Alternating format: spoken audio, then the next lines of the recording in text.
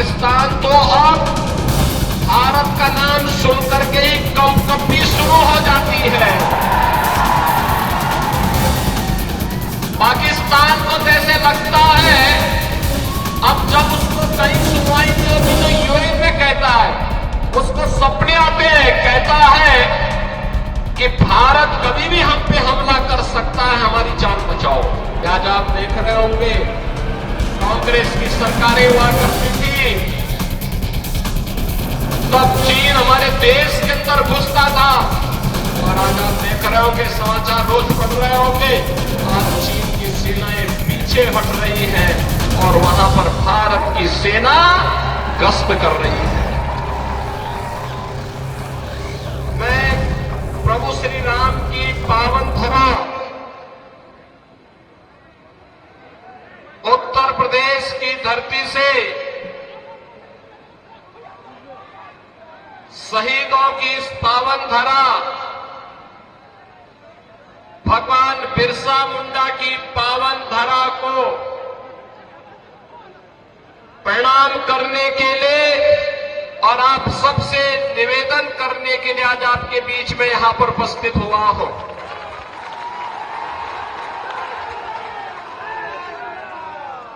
दीपावली का पर्व आपने भी बड़े उल्लास के साथ संपन्न किया है और आज से छठ महापर्व का भी आयोजन प्रारंभ होने जा रहा है। आप सबको मैं छठ की हृदय से बधाई देता हूं और छठी माई आप सबके जीवन में खुशहाली लाए, इसकी भी प्रार्थना करता हूं। बहनों और भाइयों, आपने अभी पिछले दिनों हरियाणा विधानसभा के चुनाव के परिणाम को देखा होगा। हरियाणा के चुनाव के पहले सभी लोग क्या बोलते थे, और जब चुनाव के परिणाम आए तो अकेले भारतीय जनता पार्टी 2/3 से अधिक सीट जीती और कांग्रेस धराशायी हो गई। हरियाणा के लोगों से जब पत्रकारों ने पूछा कि चुनाव के पहले तो लगता था कि कांग्रेस और उसके सहयोगी जीतेंगे, ये कैसे हुआ, तो हरियाणा की जनता ने कहा कि विकास, सुरक्षा, सुव्यवस्था और सुशासन के लिए डबल इंजन आवश्यक है, और मोदी जी के नेतृत्व में अगर डबल इंजन की सरकार चले तो इस सोने में सुहागा है। इसलिए हरियाणा की जनता ने निर्णय लेकर के फिर से भारतीय जनता पार्टी को विजयी बनाया है। बहनों और भाइयों, हमारा ये झारखंड एकोडर्मा प्राकृतिक संसाधनों से भरपूर है। धरती आबा भगवान बिरसा मुंडा की पावन धरा है, शहीदों की धरा है।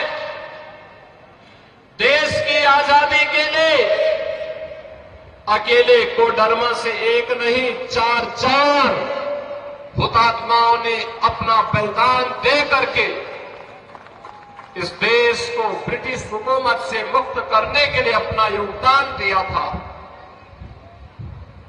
लेकिन आज क्या हो रहा है झारखंड में, मैं देख रहा था, एक आलमगीर आलम थे, औरंगजेब, देश को लूटा था उसने, देश के पवित्र मंदिरों को नष्ट किया था उसने। और दूसरा, झारखंड मुक्ति मोर्चा का भी तो एक मंत्री था आलमगीर, जो यहां लूट करके जिसके झारखंड वासियों का पैसा उसके घरों में कैसे नोट की गड्डियां उसके नौकरों और उसके परिवार के अन्य लोगों के घरों में किस रूप में पड़ी हुई थी, ये लूट का इससे दूसरा घटिया स्तर और दूसरा देखा नहीं जा सकता है। और इसीलिए मैं कहने के लिए आया हूं बहनों और भाइयों, ये चुनाव उसी विकास के नाम पर जिन लोगों ने आपको छला है उसको जवाब देने का एक अवसर भी है। भारतीय जनता पार्टी जहां कहीं पर भी भारतीय जनता पार्टी की सरकारें हैं, उन्होंने विकास का एक मॉडल दिया, उन्होंने विरासत का सम्मान किया। आप यही सोचिए 1947 में देश आजाद हुआ था, कांग्रेस को देश की जनता ने शासन करने का अवसर दिया था, एक लंबे समय तक उन्होंने शासन किया था, लेकिन क्या कभी किसी ने गरीबों के लिए ईमानदारी से कोई योजना चलाई? बहनों और भाइयों, मोदी जी जब 2014 में प्रधानमंत्री बने थे, मीडिया ने उनसे पूछा था कि प्रधानमंत्री बनने के बाद आपका एजेंडा क्या होगा? मोदी जी ने कहा, एक लाइन में उन्होंने कहा था, सबका साथ और सबका विकास।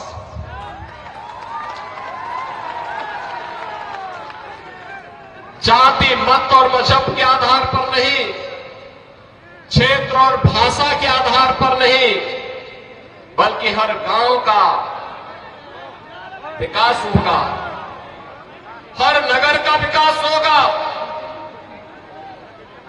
गरीब, किसान, नौजवान, महिलाएं, इन सब का विकास होगा। देश की सुरक्षा के साथ कोई भी समझौता नहीं होगा। देश का सुरक्षा का मॉडल क्या होना चाहिए, ये आज आप देख रहे होंगे। कांग्रेस की सरकारें हुआ करती थी, तब चीन हमारे देश के अंदर घुसता था, और आज आप देख रहे होंगे, समाचार रोज पढ़ रहे होंगे, आज चीन की सेनाएं पीछे हट रही हैं और वहां पर भारत की सेना गश्त कर रही है। पाकिस्तान तो अब भारत का नाम सुनकर के ही कंपकपी शुरू हो जाती है। पाकिस्तान को जैसे लगता है अब जब उसको कहीं सुनवाई नहीं होती तो यूएन में कहता है, उसको सपने आते हैं, कहता है कि भारत कभी भी हम पे हमला कर सकता है, हमारी जान बचाओ। सरकार तो ऐसे होनी चाहिए दुश्मन के दिल को दहला सके, और यही आज भारत की सरकार कर रही है। बहनों और भाइयों, देश की सुरक्षा हो या आंतरिक सुरक्षा, आप सोचो, ये कांग्रेस और उसके सहयोगियों ने कश्मीर की समस्या दी थी, मोदी जी ने धारा 370 समाप्त करके कश्मीर की समस्या का समाधान कर दिया।